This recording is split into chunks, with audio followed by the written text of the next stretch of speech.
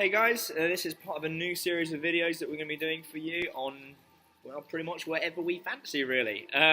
Today's musings are on a particular nutrition and lifestyle blog I was listening to the other day. A fantastic one. I've listened to a lot of her stuff before, one by a girl called Rhonda Patrick.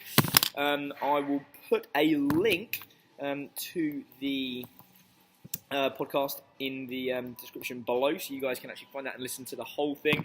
If you guys have got about 2.5 hours to put onto that.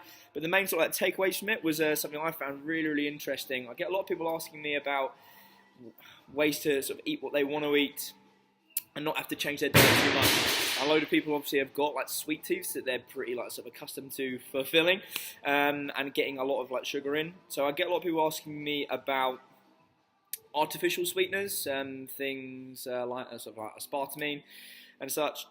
Most of the time I say to people, in the past I've said, just stay away from it, but I didn't have a huge amount of reasoning behind that, apart from the fact that I knew it was artificial, and I'd heard some things about the body still, the receptors reading it in a similar way to actually how we process sugar.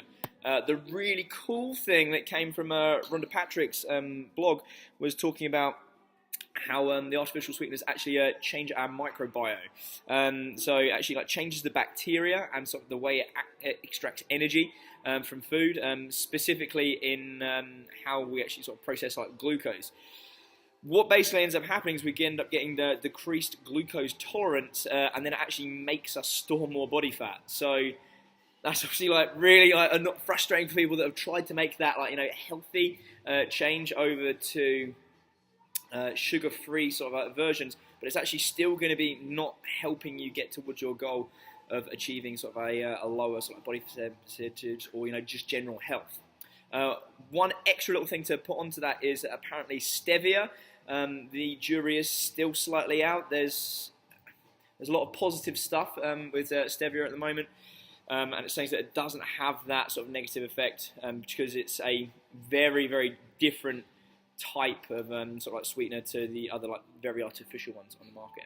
Hopefully that was interesting, guys. I'll try to keep that as short as possible, and I'll look forward to speaking to you soon.